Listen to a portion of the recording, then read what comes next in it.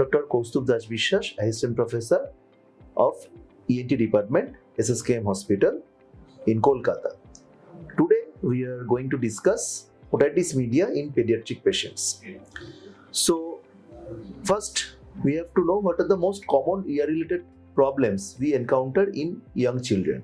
So in young children, most commonly we get acute otitis media, that is infection of the middle ear cleft due to or associated with a viral or bacterial upper and lower respiratory tract infection. Apart from that, secretory otitis media and some ear wax, ear infections, otitis externa is also common. So how can we confirm the diagnosis of otitis media in children? For that reason, a child has to be examined by a competent ENT doctor who by otoscopic examination can diagnose if the child is suffering from acute otitis media or the other disorders like otitis media with effusion. So whenever a child has ear infection, how can the parents tell that if the child is having ear infection? Sometimes without obvious pain or fever. So what happens, usually the younger children cannot able to say what they are suffering from. So there can be non-specific symptoms of nagging, pain, and the child is a bit restless and he or she cannot take food properly orally, and occasionally he or she may complain of some pain or heaviness in the ear, but not very common in young children, but still they can have ear infection. And sometimes in acute cases, they are suffering from pain and fever. That is obvious. So whenever the child is having some problem in the ear, it is duty of their parents to get in touch with their ENT specialist as soon as possible. The common causes risk factors for repeated ear infection in children are mainly the eustachian tube anatomy, that is more horizontal and more prone to infection, and ascending infection occurs from the tonsils and nasopharynx, and ultimately it causes infection of the middle ear cleft.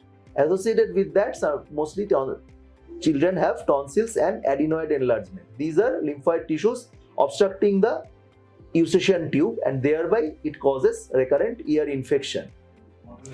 And the other factors like in very young children, the breastfeeding habits, if the child vomits, there is chance of regurgitation of infected materials or vomiters through the eustachian tube, giving rise to ear infection. And sometimes water enters into the ear of the children during bathing, that is also has to be avoided to prevent ear infections. So what the treatment is needed? If cases get better with simple treatment or something long term is needed, here we have to stress on the fact that acute infection has to be treated with oral antibiotics in proper dose and duration. Along with that, the contributory factors have to be identified and addressed. Like if there is adenoid or tonsillar enlargement, then the continued treatment for that will have to be continued, and treatment of allergy is to be continued so as to prevent recurrent middle ear infection. Whether any surgical intervention is required, like placement of grommet or any other surgery, yes, sometimes those are required, but nowadays the practice of insertion of grommet is gradually decreasing. With better antibiotics, better cure occurs, but adenoid is a problem that needs to be addressed surgically by endoscopic debrider or coblation assisted adenoidectomy, and tonsils, if a recurrent infection is occurring, tonsillectomy is also needed, but that has to be judged in case by case basis and the number of acute otitis media episodes and the other associated factors. How often do children with chronic ear infection experience hearing and speech delays? This is very important because chronic ear infection give rise to hearing loss and conductive hearing loss, and with some speech delays in young children also. So the speech development is dependent on the hearing, and if the child is suffering from recurrent ear infection, the hearing loss can give rise to some speech delays and reduced academic performance in the school and reduced ability to communicate and persistent hearing loss, sometimes retraction, even ossicular erosion occurs because of the retraction, giving rise to conductive hearing loss. So early treatment and proper treatment and evaluation and treatment is very essential to protect the children from the persistent problems of hearing loss and the other infective sequelae.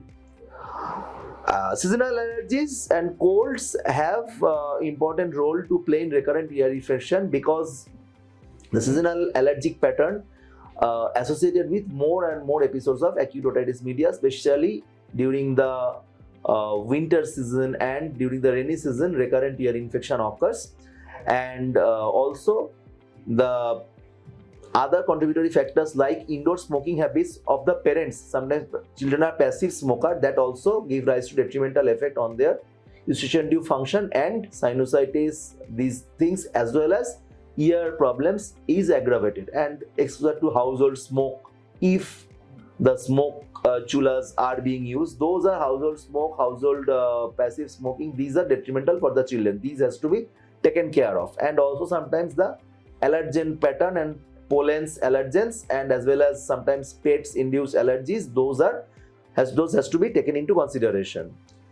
Are antibiotics always necessary or can some be managed conservatively? This is a very tricky part because antibiotics have to be given as per the severity of infection and the willingness of the parents to come for regular follow-up.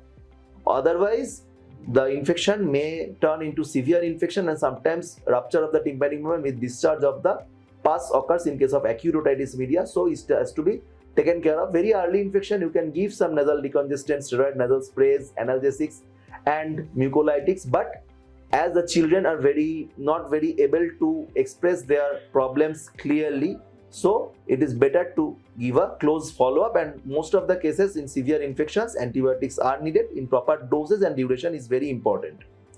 What tips we can give the parents to prevent future infections? These are firstly, control of allergen exposure. Allergens has to be identified if possible by skin prick allergy test, and proper treatment for the allergies as well as for the eustachian tube dysfunction. If associated with adenoid enlargement, then the adenoid has to be treated, and children should take precaution while bathing. Water should not enter into the ears. In case of children in rural areas, pond bathing has to be avoided, and proper care of the ear and regular follow-up, cleaning of the ear by competent ENT surgeon so as the wax does not accumulate and recurrent infection does not occur, and evaluation and regular follow-up is essential to prevent further ear infections. That is all for today. So ear infections should not be taken lightly. These are very notorious for complications also. Sometimes the ear infection gives rise to some complications in the temporal bone like facial palsy, labyrinthitis. Those are rarer in children but can occur, and intracranial complications are also occur from chronic otitis media. So ear infection has to be treated in proper way, and the children has to be kept protected because they are our future. Thanks all.